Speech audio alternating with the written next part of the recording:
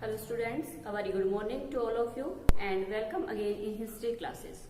Students, class 12th history में as you know हम revise कर रहे हैं chapter 7 and imperial capital of Vijayanagar. Vijayanagar साम्राज्य के बारे में हम रिवाइज कर रहे हैं चैप्टर में। और मैंने आपको बताया था प्रीवियस वीडियो में कि विजयनगर जो साम्राज्य था अपनी प्रोस्पेरिटी के लिए, अपनी पीस के लिए बहुत ही साउथ का एक बहुत ही वास्ट एंड बहुत ही कह सकते हैं कि एक स्टेब्लिश एम्पायर के रूप में था। तो इस प्रकार से विजयनगर जो साम्राज्य था इसके जितने भी रूलर आए थे सभी ने बहुत अच्छा काम किया था, बहुत ज्यादा एक्सपेंशन किया। और सबसे ज्यादा कहा जा सकता है कि इसका जो आर्किटेक्चर था, साथ में इसकी जो प्रोस्पेरिटी, इसकी समृद्धि थी, वो इस साम्राज्य की सबसे बड़ा कह सकते हैं कि इसका नाम करने के लिए था। तो विजयनगर साम्राज्य के बारे में हमने बेसिक इंफॉर्मेशन हम रीड कर चुके हैं। So let's continue our chapter Vijayanagar dynasties. अब उसके बाद हम विजयनगर साम्राज्य के बारे में मैंने आपको बताया था कि ये जो रिवर कृष्णा है उनके आसपास वाले एरिया में थे, साथ में इसके ऊपर जो रूल करने वाले शासक थे, इसका क्या मीनिंग होता है, इसके कैपिटल क्या है। अब उसके बाद हम देखेंगे विजयनगर की जो डायनेस्टीज थी, जो वंश थे, किन किन वंशों ने इसके ऊपर रूल किया था, कौन कौन से वंश थे जो विजयनगर साम्राज्य के ऊपर राज कर रहे थे। फर्स्ट जो इसमें थे, जैसे कि मैंने आपको ऊपर बताया कि 1336 में जो फाउंडर थे इसके हरिहर और बुक्का ने 1336 में इसको स्टैब्लिश किया था इस एम्पायर को। और उसके बाद सबसे फर्स्ट जो डायनेस्टी थी वो थी संगम डायनेस्टी। संगम डायनेस्टी ने रूल कब से कब तक किया था? 1336 से लेके 1485 तक, यानी कि 1336 इसके स्टैब्लिश होने से लेके और 1485 तक इसके ऊपर जो डायनेस्टी रूल कर रही थी वो कौन सी डायनेस्टी थी? संगम डायनेस्टी। अब उसके बाद जब संगम डायनेस्टी के बाद दूसरी जो डायनेस्टी आई थी इसमें सलू डायनेस्टी। स्लो डायनेस्टी ने रूल कब तक किया था? 1485 से लेके 1505 तक, यानी कि 1485 से लेके और 1505 तक इसके ऊपर राज करने वाली जो थी डायनेस्टी, जो वंश था वो कौन सा था? सलू वंश था। उसके बाद तुलुवा डायनेस्टी, तुलुवा वंश की हम बात करते हैं तो इसका जो सबसे फेमस राजा आएगा हमारे इसमें चैप्टर में वो थे कृष्णदेव राय। कृष्णदेव राय के बारे में हम थोड़ा सा डिस्क्रिप्शन आगे पढ़ेंगे।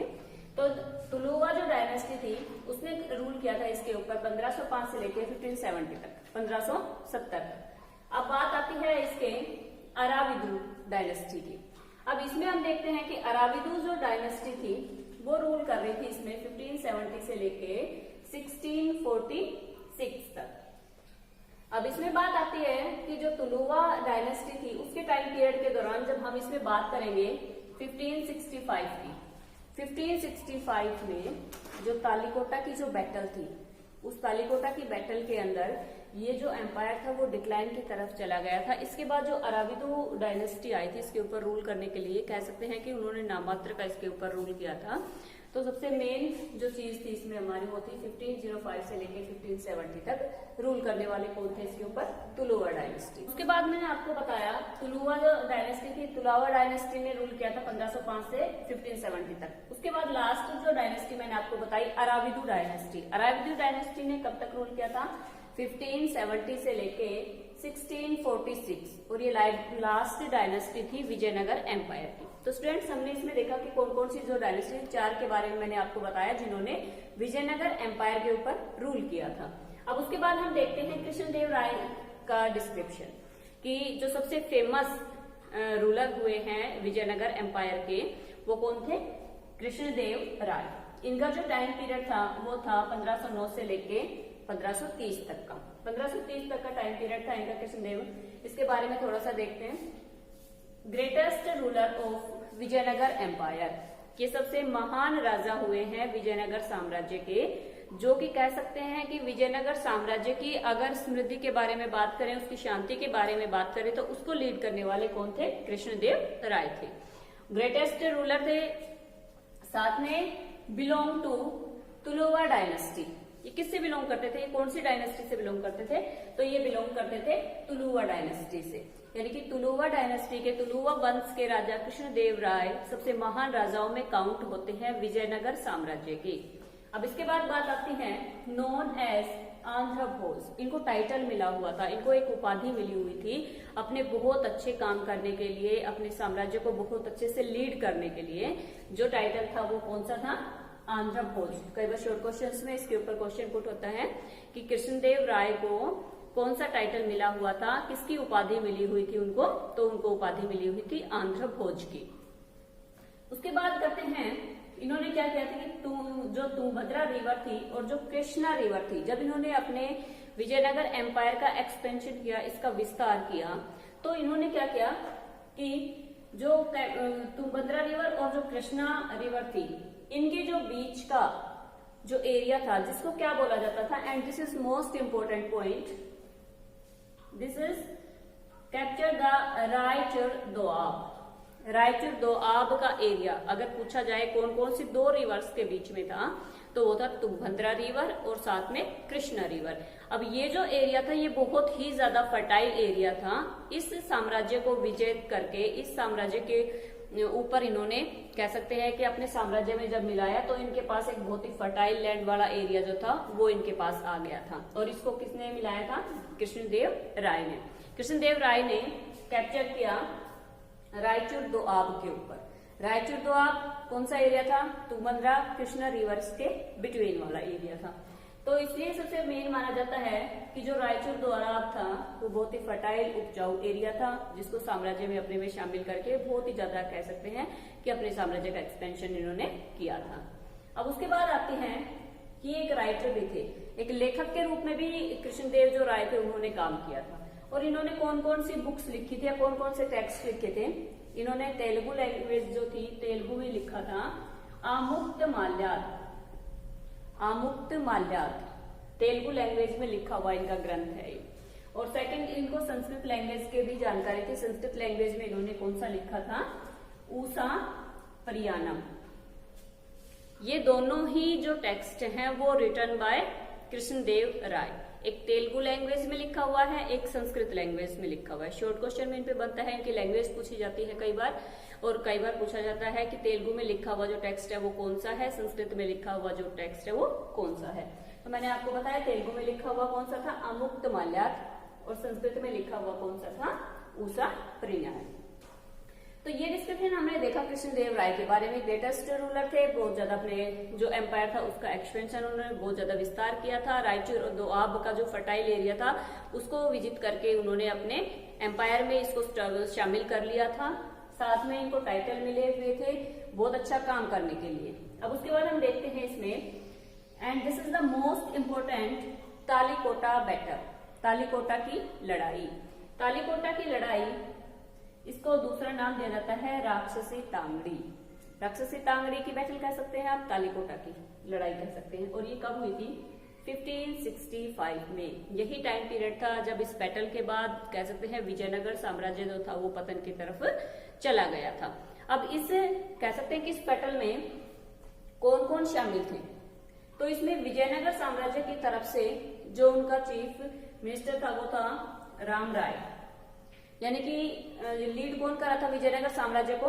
राम राय लीड कर रहे थे।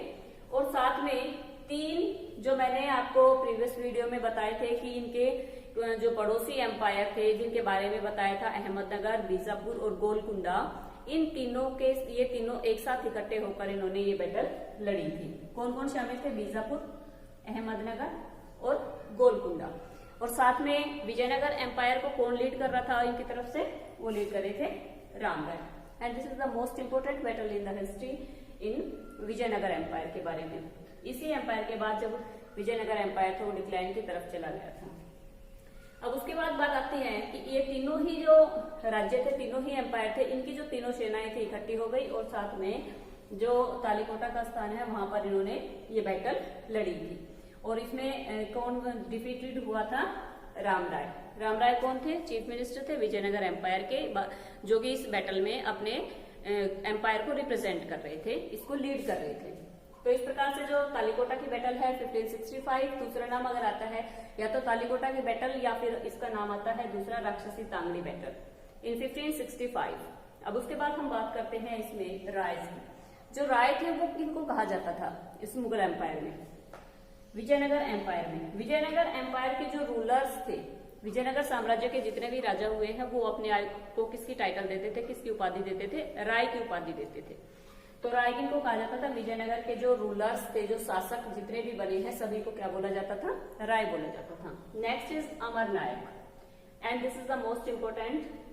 अमरनायक कौन थे, जो मिलिट्री चीफ होते थे, यानी कि इनकी जो सेनाएं जो इन्होंने बना रखी थी, इनकी सेनाओं के जो चीफ होते थे, मुखिया होते थे, उनको बोलते थे उस टाइम पीरियड के दौरान अमरनायक, यानी कि मिलिट्री चीफ। इनको क्या किया जाता था कि इनको जो राजा थे वो अलग अलग प्रोविंस दे देते थे, अलग अलग एरियाज डिवाइड करके देते थे, और वहां पर इनका मेन काम क्या होता था, ये टैक्स को कलेक्ट करते वहां से और राजा के पास उसको जमा करवाते थे। साथ में उस एरिया का जो एडमिनिस्ट्रेशन था उसका काम भी इनको दे रखा था। तो Amarnayak military chief of Vijayanagar empire, Vijayanagar empire के मिलिट्री चीफ को कहा जाता था अमरनायक। मेनली काम था एडमिनिस्ट्रेशन का, एडमिनिस्ट्रेशन करते कहाँ पे, जिन एरियाज को इनको दिया जाता था बाय द रूलर्स, और साथ में टैक्स भी कलेक्ट करते थे अपने एरियाज से। उसके बाद हम देखते हैं विजयनगर में वाटर रिसोर्सेज क्या क्या थे, कि जो जल की आपूर्ति होती थी विजयनगर एम्पायर को, वो कहाँ से होती थी। तो विजयनगर एम्पायर में जो वाटर रिसोर्सेज थे उनमें सबसे मेन था एक कमलपुरम टैंक।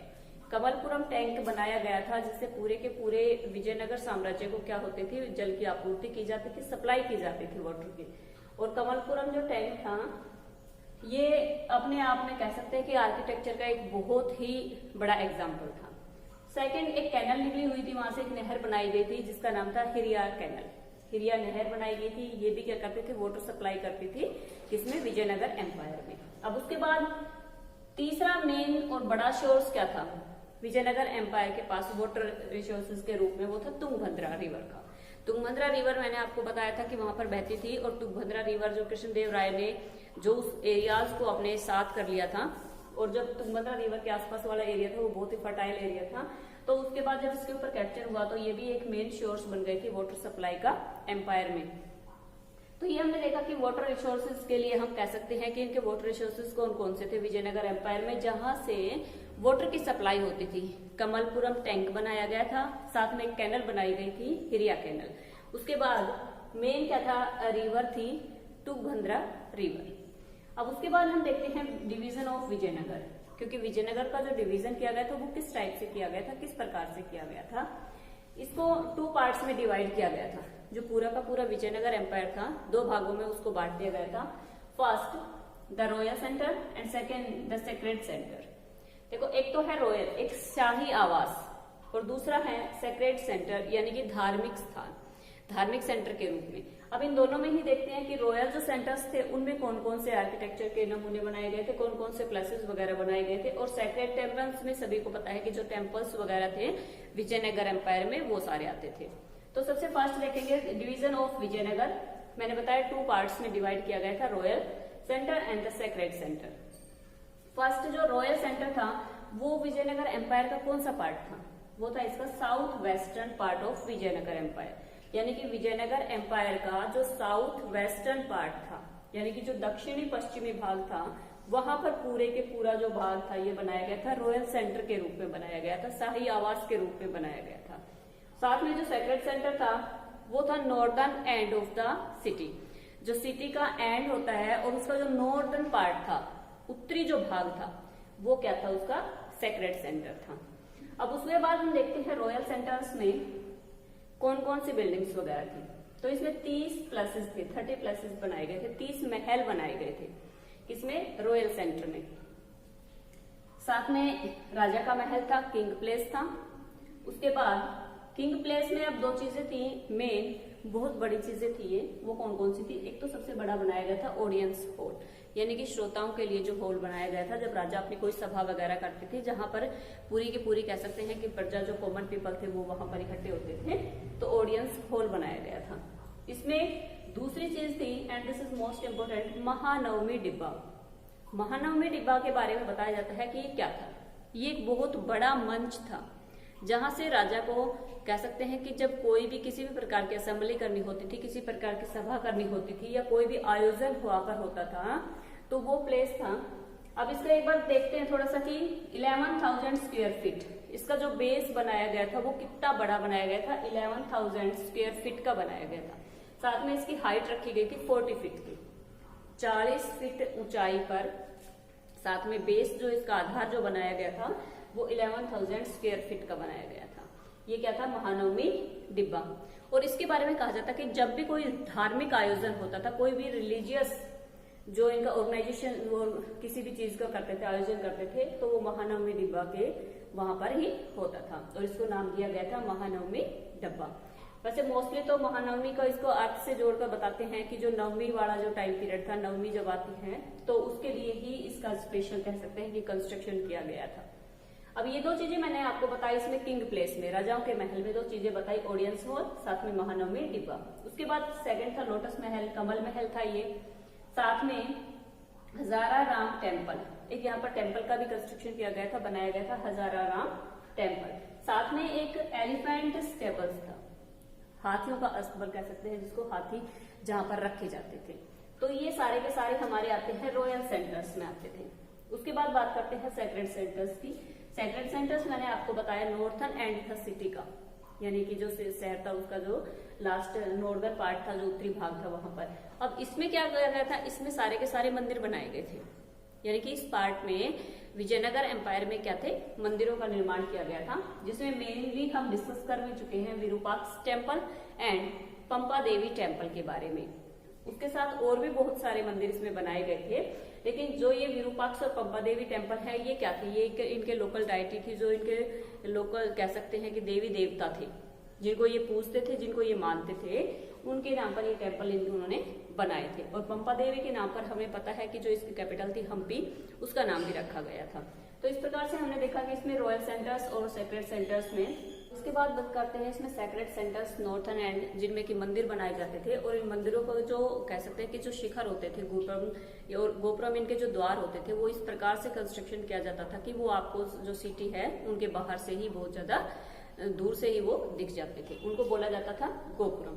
तो इस प्रकार से हमने देखा कि रॉयल सेंटर्स में कौन कौन से जो प्लेसेस थे उनके बारे में डिस्कस किया। साथ में जो सेक्रेड सेंटर्स थे वो कौन से थे, कि जो रॉयल सेंटर था वो साउथर्न वेस्टर्न पार्ट था सिटी का, और जो सेक्रेड सेंटर्स थे वो था northern end of the city.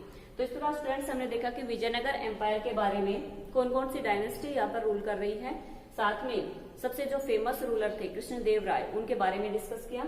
उसके बाद देखा कि इसका जो एंड था डिक्लाइन की तरफ, ये जो एम्पायर गया था वो कौन सी बैटल से गया था, बैटल ऑफ तालीकोटा, और ये कब हुई थी, 1565 में। उसके बाद जो डिवीजन किया गया था विजयनगर एम्पायर का, उसके बारे में हमने देखा। साथ में कि जो वाटर रिसोर्सेस थे किसके बारे में, विजयनगर एम्पायर के, वो कहाँ से उनके जो वाटर सप्लाई थी वो होती थी। तो स्टूडेंट्स चैप्टर को एक बार रीडिंग करके इसके जो क्वेश्चन आंसर है उनको अच्छे से रिवाइज कीजिए, बाकी नेक्स्ट वीडियो में। Okay students, thanks to all.